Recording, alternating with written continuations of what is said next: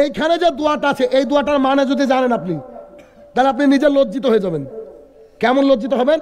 আপনাদের দেখেন এক লোক কাতারে থাকে, কাতারে আমাকে মেসেজ করেছে, মোটামুটি 20-22 দিন হলো আমাকে মেসেজ করে বলছে যে স্যার, অনেকে স্যার বলে ডাকে, ইংরেজি পড়ে তো, আমাকে স্যার একটা মাসলা জানতাম।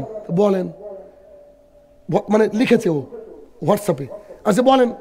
আমি তো কাতারে থাকি, ওখান থেকে টাকা পাঠাই, তো ব্যাংকে যে ইন্টারেস্টটা হয় ওটা কি সুদ? না, আপনারা বুঝতে পারেন না আমার কথা। তা আমি আবার লিখলাম, ভাই ইন্টারেস্টের বাংলা হচ্ছে সুদ। কথা বুঝেননি? উনি বলছেন ব্যাংকে যে ইন্টারেস্টটা পায় ওটা কি সুদ? আরে ভাই সুদেরই তো ইংরেজি ইন্টারেস্ট। বোকার মতো প্রশ্ন না? আপনি বলছেন ভাই ওই আমুল দুধের প্যাকেটটা দেন তো, কোনটা? ওইটা দাম কত? কোনটা? ওই 10 টাকা বলা। আপনি বলছেন 10 টাকা বলা দুধের দাম কত? আরে ভাই নামই ওটার দামই তো 10 টাকা, আপনি তো বলে দিলেন। ঠিক আছে না? আমি একটা স্কুলে গিয়েছি, বাচ্চারা কত পাকা দেখেন। একটা ছেলেকে বলছি, সালাম দেব, বলছি সাহিদ তোমার নাম কি? একা হেসে পাগল। বুঝছে স্যার আপনি কত পাগল। তাই বলছি, আমি তো মজা করছি ওর সাথে। আমি বলছি কেন? আপনি তো আমাকে বললেনই যে শাহিদ তোমার নাম কি। আমার নামই তো শাহিদ, আপনি ধরলেনই তো। আসলে তো তাই। আপনি যখন বলছেন আল্লাহুম্মা গফিরলি হাইয়িনা ওয়া মাইতিনা ওয়া শাহিদিনা ওয়া গায়বিনা, পুরো আপনি যদি পুরোটা পড়েন তার অর্থ কি? আল্লাহ যারা উপস্থিত ক্ষমা করো, আল্লাহ যারা মারা গিয়েছে ক্ষমা করো, আল্লাহ যারা ছোট তাদেরকে ক্ষমা করো, আল্লাহ যারা বড় তাদেরকে ক্ষমা করো, আল্লাহ যারা উপস্থিত তাদের ক্ষমা করো, আল্লাহ যারা উপস্থিত নাই ক্ষমা করো, আল্লাহ যারা, আমরা যেন ইসলামের উপরে থাকতে পারি। এরপরে আর দোয়া আছে, কিন্তু পাবলিক আমরা যাই হোক না কেন, হুজুর যখন একটু কাঁদবে তখনই তো মজা। বাংলা বলবে হুজুর তবে গা মজা, আরবিতে বলে বলে কোনো কাজ নাই। সেই ওই লোকের মতো সৌদি আরব গিয়ে দেখছে সবাই আরবিতে কথা বলে, ভাই মনটা খারাপ। বাংলাদেশ থেকে গেলাম, আরবি শিখতে কতদিন লাগবে? আর এক মিশরীয়র কাছে ডিউটি দিয়েছে, সন্ধ্যাবেলায় বসে আছে আর আজান পড়ছে, চট করে বুঝো সবই আরবিতে, খালি আজান দেয় বাংলায়। মানে ও আল্লাহ আকবার বলে শুনে শুনে অভ্যস্ত। ও হচ্ছে আজান তো আমাদের নামদাইলের মতোই পড়ছে, তাহলে এটাই বাংলায়। তো ও আর কাউকে জিজ্ঞাসা করতে পারে না যে সবই আরবিতে, এই দেশে আজান কেন বাংলায়। অতএব আসুন আমাদের জীবনটা এই কোরআন এবং সুন্নাহ মোতাবেক পরিচালিত করি। হে আমার প্রতিপালক, এতক্ষণ যে আলোচনা করলাম মাবুদ, এলাকার মানুষকে কলিজাতে ভালোবাসি, এই জন্য এই কথাগুলো বললাম কোরআন এবং সুন্নাহ থেকে। সর্বপ্রথম আমি এবং আমার ভাইয়েরা যারা উপস্থিত এবং যারা বাইরে আছে মিডিয়ার মাধ্যমে শুনবে, মাবুদ সবাইকে তুমি ক্ষমা করে দাও, আল্লাহুম্মা আমিন। হে আমার প্রতিপালক, যারা আয়োজন করেছে মাবুদ, তারা যেন কিয়ামত পর্যন্ত বাঁচলে হকের উপরে বাঁচতে পারে, তুমি সেই তৌফিক আদা করো, আল্লাহুম্মা আমিন। হে আমার প্রতিপালক, কবরের তলে জানি না মাবুদ কি হালে রয়েছে, আমাদের বহু আত্মীয় কবরের মধ্যে চলে গিয়েছে মাবুদ। এই পৃথিবীর সমস্ত জায়গার খবর পেলেও মাটির তলের খবর আমরা পাই না মাবুদ গো। তারা যদি ক্ষমার যোগ্য হয় মাবুদ, তাকে তুমি ক্ষমা করে দাও, আল্লাহুম্মা আমিন। হে আমার প্রতিপালক, আমরা পাপে জর্জরিত মাবুদ, অনেকেই ফজরে উঠতে পারি না মাবুদ, আমরা সবাই যেন ফজরে উঠে অতদিন পর্যন্ত সালাত আদায় করতে পারি যতদিন আমাদের কাছে মৃত্যু উপস্থিত হচ্ছে, সেই তো তৌফিক আদা করো, আল্লাহুম্মা আমিন। হে আমার প্রতিপালক, এই পৃথিবীর বুকে আমরা যেন সবাই হানাফি, শাফি, মালিকি, খারিজি, মুতাজিলা নয় মাবুদ, সবাই যেন লা ইলাহা ইল্লাল্লাহর ভিত্তিতে, মুহাম্মদ সাল্লাল্লাহু আলাইহি ওয়াসাল্লাম আমাদের শিক্ষক এই ভিত্তিতে, আল্লাহ তাআলা আমাদের গাইডদাতা এই ভিত্তিতে আমরা যেন একসাথে। অতঃপর সমগ্র মানব জাতির শিক্ষক, সমগ্র মানব জাতির পথ প্রদর্শক মুহাম্মদুর রাসূলুল্লাহ সাল্লাল্লাহু আলাইহি সাল্লামের উপর শত কোটি সালাত ও সালাম বর্ষিত হোক। আমরা বলি আল্লাহুম্মা আমিন। মির্জাপুর টাঙ্গাইল অন্তর্গত ডোহাতলি পশ্চিমপাড়া জামে মসজিদ, অত্র এলাকায় আজকে আমার সংক্ষিপ্ত বক্তৃতার বিষয় লুকমান হাকিমের কিছু উপদেশ।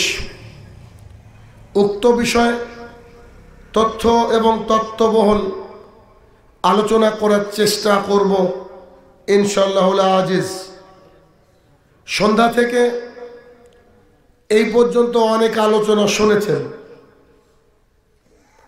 শোনার পর এমন দু একটা কোরআনের আয়াত, দু একটা হাদিস কি কেউ সংগ্রহ করেছেন যেখানে বসে সিদ্ধান্ত নিচ্ছেন যে আগামীকাল থেকে মানব? করেছেন? আল্লাহ তাআলা বলছেন, তোমরা যদি বলো আমি ঈমান আনলাম, আমি আল্লাহ ছেড়ে দেব না, পরীক্ষা হবে। অতএব আপনারা কি কোনো একটা হাদিস আপনার অন্তরে আজকে নাড়া দিয়েছে, এমন হাদিসটা শুনিনি, এই হাদিসটা আগামীকাল থেকে মানবো ইনশাল্লাহ, এরকম কোনো হাদিস শুনেছেন আজকে? দেখুন এখন আর ইনশাল্লাহ নাই। কেন? মাঝে বলেছি না যে পরীক্ষা করা হবে। বিষয় হচ্ছে কিয়ামত পর্যন্ত যদি কোরআন এবং সুন্নাহ শুনেন, যদি মনে না রাখতে পারেন, নিজের জীবনে অ্যাপ্লাই না করতে পারেন, তাহলে এগুলো শুনে কাজ নাই। কথা বুঝছেন আমার? মানে এই ঠান্ডার রাত্রিতে আজকে একটু ঠান্ডাটা কম আছে আলহামদুলিল্লাহ। মানে বসে থেকে এখানে থাকলেন, ভাগিদারি হলেন, যাওয়ার সময় দেখছেন যে ব্যাগের মধ্যে কিছুই নাই, তাহলে কি বোকার পরিচয় হয়ে গেল না? হাট করতে গেলেন, বাজার করতে গেলেন, ব্যাগ ভর্তি করে সবজি মাছ মাংস নিলেন, বাড়িতে গিয়ে দেখছেন যে ব্যাগের তলাটায় কাটা ছিল, ব্যাগ খেয়াল করে দেখছেন তলা দিয়ে সব পড়ে গেছে, আফসোস হবে কি হবে না? তাহলে আপনারা এই যে সন্ধ্যা থেকে বসে আছেন, আমি ওখান থেকে শুনতে পাচ্ছিলাম সুবহানাল্লাহ, আলহামদুলিল্লাহ, আল্লাহু আকবার, কি চিৎকার, কিন্তু এখন ব্যাগের মধ্যে খুঁজেন খুঁজেন খুঁজেন চেষ্টা করেন, কিছু নাই। তাহলে কি হলো? লাভ হলো কি? লাভ হলো না। বলেন তো পৃথিবীতে সবচেয়ে বড় পাপ কোনটা? কে? শিরক। শিরকের উপরে আর পাপ নাই? কি সবাই বলছেন শিরক? সামনে থেকে শুনতে চাইছি, সবাই বলছেন শিরক, তাই না? কিন্তু শিরক কাকে বলে বুঝেন? আল্লাহর সাথে কাউকে শরীক করাকে বলা হয় শিরক। মাশাআল্লাহ, আপনারা তো অনেক কিছু জানেন, তাহলে আপনাদের দেশে এত মাজার কেন? যেহেতু জানেন যে আল্লাহর সাথে শরীক করার নাম হচ্ছে শিরক, তাহলে এত মাজার তো হওয়ার কথা ছিল না। যেমন জ্ঞানী মানুষ সিগারেট খায় না, কেননা সিগারেটের গায়ে লেখা থাকে টোবাকো কজেস ক্যান্সার, এটা খেলে তোর ক্যান্সার হবে, মরবি। তো এটা যদি কোনো মানুষ খায় তাহলে বুঝে নিতে হবে ও স্কুলে গিয়েছে, কলেজে গিয়েছে, আদৌ তো শিক্ষিত না। বুঝছেন?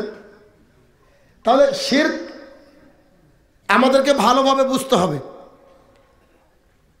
আপনার এখানে পাটের আবাদ হয়? পাট হয়? আবাদ কিসের বেশি হয় বলেন তো? ধানের। তো আপনি 100 কুইন্টাল ধান বিক্রি করেছেন, কোনোদিন স্কুলে যাননি, আপনাকে টাকা দেওয়া হয়েছে 50,000। এই 50,000 টাকা একটা একটা করে বেছে বেছে গুনে গুনে দেখবেন, দেখবেন না? যে কিনেছে সে যদি বলে না 50,000ই আছে, তারপর একবার গুনবেন। ছেলে আসলে বলবে বাবা বেটা টাকাটা একটু টেনে দেখতো ঠিক আছে কিনা, তারপরে আবার বলবেন বেটা এই নকল টকল নাই তো, জাল তাল নাই তো, বলবেন কি বলবেন না? আমি হাটে গিয়েছি, হাটে বাজারে গিয়েছি, সবাই গ্রামের মানুষ, 1 কিলো আলু কিনবেন 30 টাকা কেজি, নাকি 30 টাকা কেজি। তো 1 কেজি আলু কিনবেন, আলুগুলাকে বাছছেন, বেছে বেছে দেখবেন ওর দোকানে একটা ঝুড়ি থাকে, থাকে না? তো ঝুড়িটাকে নিয়ে আলুগুলাকে বেছে বেছে তুলছেন, খেয়াল করেন, এই যে তুলছেন, তোলার পরে এবার ওনাকে দিলেন দাড়িতে, নেন মাপেন তো। তো উনি যখন দাড়িতে তুলেছে 2টো আলু কম পড়েছে, এমন হয় না? তো 2টো আলু যখন কম পড়েছে, যে দোকানদার 5 ওয়াক্তের সালাত আদায় করে দাড়িওয়ালা লোক, ও নিজে ওর দোকান থেকে 2টো আলু যেই তুলে দিতে গিয়েছে, আপনি হাতটাকে ধরে বলছেন এই দাঁড়ান, মানে ওকে আপনি বিশ্বাস করতে পারেননি। 1 কেজি আলু যদি 20টা হয়, 18টা আপনি তুলে দিয়েছেন, আর আপনি এটুকু ভাবছেন ও যে 2টো দেবে ওই 2টোই পচা, গ্যারান্টি। বাস্তবতা বলছি।